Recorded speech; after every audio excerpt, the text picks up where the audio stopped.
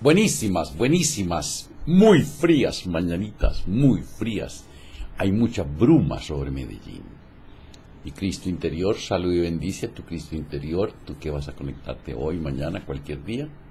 Y también el de aquellos que queriendo conectarse no pueden. Hoy es martes 25 de octubre de 2016. El programa es el número 1339. Que el espíritu de sabiduría descienda sobre nosotros todos y nos ilumine. A mí para decir lo que debo decir, a ustedes para comprenderlo. Gracias por sus correos, gracias por lo que en ellos escriben, gracias por sus manifestaciones y buenos deseos de bienestar y salud para conmigo, gracias.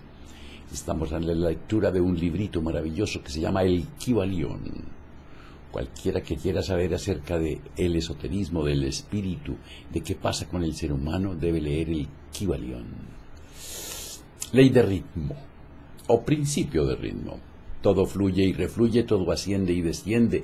La oscilación pendular se manifiesta en todas las cosas. La medida del movimiento hacia la derecha es la misma que la de la oscilación a la izquierda. El ritmo es la compensación. El quinto gran principio hermético, el principio del ritmo, encierra la verdad de que en todo se manifiesta una oscilación media, movimiento de ida y vuelta, un flujo y un reflujo. Un movimiento semejante al del péndulo, una marea que sube y baja, manifestándose siempre entre los dos polos de los planos físico, mental y espiritual. El principio del ritmo está estrechamente relacionado con el principio de polaridad, descrito en el capítulo anterior. El ritmo se manifiesta entre los dos polos establecidos por el principio de polaridad. Esto no significa, sin embargo, que la oscilación rítmica vaya hasta los extremos de cada polo, pues solo sucede rarísimas veces. En realidad es muy difícil establecer los opuestos polares extremos en la mayoría de los casos, pero la oscilación es siempre hacia un polo primitivo y después hacia el otro polo. Siempre hay una acción y una reacción, un avance y un retroceso, una elevación y un descenso, manifestándose en y un descenso. Aquí hay un errorcito pequeño, gracias. ¿Algo pasó? Ya no pasó. Una elevación y un descenso manifestándose en todas las cosas y fenómenos del universo. Soles, mundos, hombres, animales, vegetales, minerales, energías, fuerzas, mente y materia, y hasta el mismo espíritu manifiesta en el principio del ritmo. Este principio también se manifiesta en la creación y destrucción de los mundos, en la elevación y caída de las naciones, de los imperios, de las religiones, en la historia de la vida de todas las cosas y finalmente en los estados mentales del hombre. Todo sube, todo baja. Empezando por las manifestaciones del espíritu, el todo, se verá que siempre hay una emanación seguida de una absorción, la respiración y la aspiración de Brahma. Según dicen los brahmanes, los universos se crean, alcanzan el punto más bajo de materialidad y entonces comienza la oscilación de vuelta. Los soles nacen, alcanzan la cumbre de su poder, empieza el progreso de su retrogresión y después de eones sin cuento se convierten en muertas masas de materia, esperando otro impulso que imparta en ellos nuevas energías internas y que los lleve a un nuevo ciclo de vida solar. Y así sucede con todos los mundos. Nacen, crecen, se desarrollan, mueren, solo para renacer de nuevo. Igualmente sucede con todas las cosas de cuerpo o forma, oscilan de la acción a la reacción, del nacimiento a la muerte, de la actividad a la inactividad y de nuevo comienza el ciclo. Lo mismo pasa con todos los grandes movimientos filosóficos, credos de cualquier clase, gobiernos, naciones, nacen, crecen, llegan a su madurez, decaen, mueren, solo para renacer de nuevo. La oscilación pendular es evidente por doquiera. La noche sigue al día y el día a la noche. El péndulo oscila del verano al invierno y de este a aquel. Los corpúsculos, átomos y moléculas, todas las masas de materia oscilan en torno del círculo que corresponde a su naturaleza. No hay tal reposo absoluto o cesación de movimiento. Todo movimiento participa del ritmo. Este principio es de aplicación universal. La ciencia moderna reconoce el principio del ritmo y lo considera de aplicación universal en cuanto se refiere a las cosas materiales. Pero los herméticos llevan el principio mucho más allá y saben que sus manifestaciones se extienden a las actividades mentales del hombre, y que él solo explica la gran sucesión de sus modalidades, sentimientos y otros cambios contundentes que notamos en nosotros mismos. Pero los herméticos, al estudiar la operación de este principio, han descubierto el modo de sustraerse de las actividades mediante la transmutación. Los maestros herméticos descubrieron que en tanto el principio del ritmo era invariable y evidente en todos los fenómenos mentales, había dos planos de manifestación en lo que a los fenómenos mentales concernía. Descubrieron que había dos planos generales de conciencia, el inferior y el superior, y este descubrimiento les permitió elevarse al plano superior, escapando a la oscilación del péndulo rítmico que se manifestaba en el plano inferior. En otras palabras, la oscilación del péndulo se produce en el plano inconsciente, por lo tanto, la conciencia no queda afectada. A esta ley la llamaron la ley de la neutralización. Su operación consiste en elevar el ego sobre las vibraciones del plano inconsciente de la actividad mental, de manera que la oscilación negativa del péndulo no se manifieste en la conciencia y no quede uno afectado por ella. Es lo mismo que levantarse por encima de una cosa y dejar que ésta pase por debajo de uno. Igualmente, tenemos periodos de valor, que son seguidos de periodos de desaliento y de miedo. Y así sucede con todos o con la mayoría, por lo menos. Mareas de sentimientos y emociones se elevan y caen, pero nunca sospecha la causa de ese fenómeno. Si se comprende la operación de este principio, se obtendrá la clave para dominar esas oscilaciones y uno podrá conocerse a sí mismo mucho mejor, evitando además el dejarse llevar por esos flujos y reflujos. La voluntad es muy superior a la manifestación consciente de este principio, pero más que el principio mismo nunca puede ser destruido. Podremos sustraernos a sus efectos, pero no obstante el principio obrará. El péndulo siempre oscila, si bien podemos evitar ser arrastrados por su oscilación.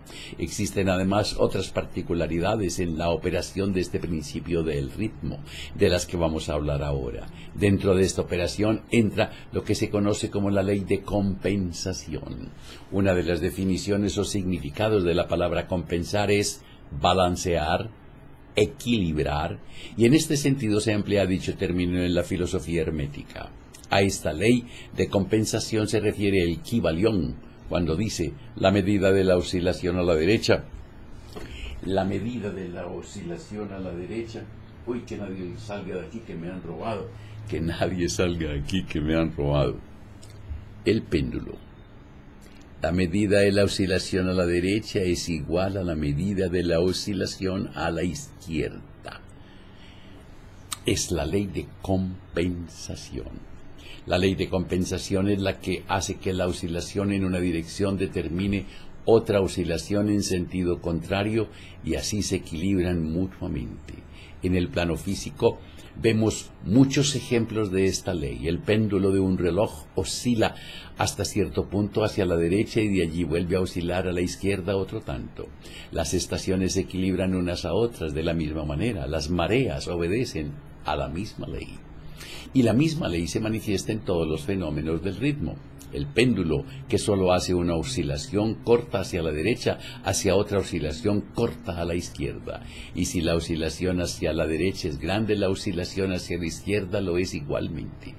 Un objeto cualquiera arrojado hacia arriba tiene que recorrer exactamente el mismo camino de vuelta.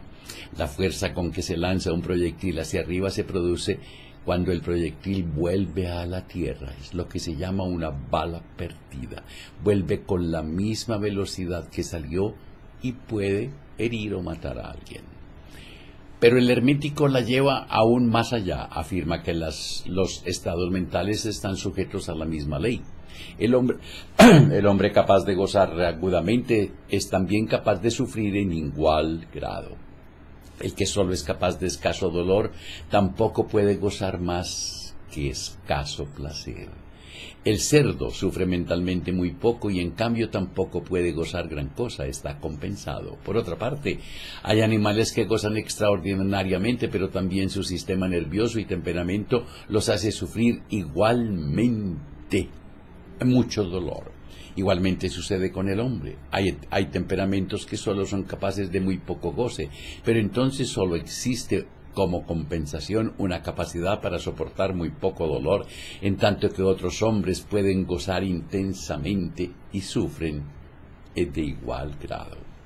La regla es que la capacidad para el placer y el dolor en cada individuo está equilibrada. La ley de compensación opera ampliamente aquí también. El hermético va más allá de esta materia y afirma que antes de que uno pueda gozar de cierto grado de placer, es necesario que haya oscilado proporcionalmente otro tanto hacia el otro polo del sentimiento o sensación. Es decir, después de una gran tristeza viene una gran alegría. El negativo en esta materia precede al positivo, es decir, que el experimentar cierto grado de placer no se seguirá que haya que pagarlo con un correspondiente grado de dolor. Por el contrario, el placer es la oscilación rítmica de acuerdo con la ley de compensación, originada por un grado de dolor experimentado previamente, bien en la vida actual o en encarnaciones anteriores. Y esto arroja una nueva luz sobre el problema del dolor. Los herméticos consideran la cadena de vidas como continua, como simples partes de una sola vida del individuo, de suerte que la oscilación rítmica es considerada en esta forma, mientras que no tendría significado alguno si no se admitiera la doctrina de la reencarnación. La ley de compensación desempeña una parte importante en las vidas de los hombres, pues se verá que uno generalmente paga el precio de lo que tiene o de lo que le falta. Si se posee una cosa, falta otra, y así se equilibra la balanza. Nadie puede guardarse su centavo y tener al mismo tiempo la torta. Todo tiene sus lados agradable y desagradable. Las cosas que uno obtiene siempre las paga con las que pierde.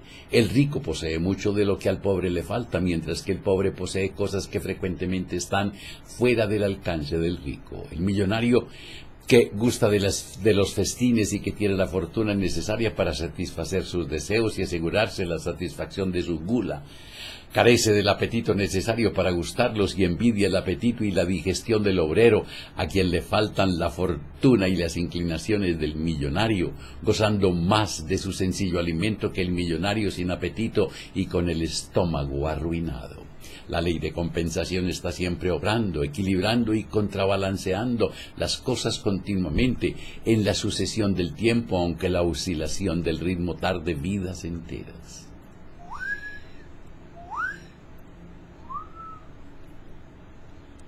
Cuando te abrazas, cuando te amas, cuando te quieres, la vida te abraza, la vida te quiere, la vida te ama. Mañana miércoles hablaremos del Kybalión otra vez. Que la prosperidad, la armonía, la salud, la sabiduría y el amor sean con ustedes y sus familias, conmigo y mi familia. Si hoy tienes un momento de desfallecimiento, de tristeza, de rabia, de miedo, de celos, te sientes pobre o enfermo, invoca al espíritu de sabiduría, pídele que descienda sobre ti y te ilumine, y tú cuéntale, y si en tu relato hayas algo mal puesto en tu corazón con alguien, perdona a ese alguien, ámalo, agradece, olvida. Y si es contigo, perdónate, ámate, agradece y duérmete. Y no se les olvide reír, pero por nada, nadita, nada del mundo. Hasta mañana.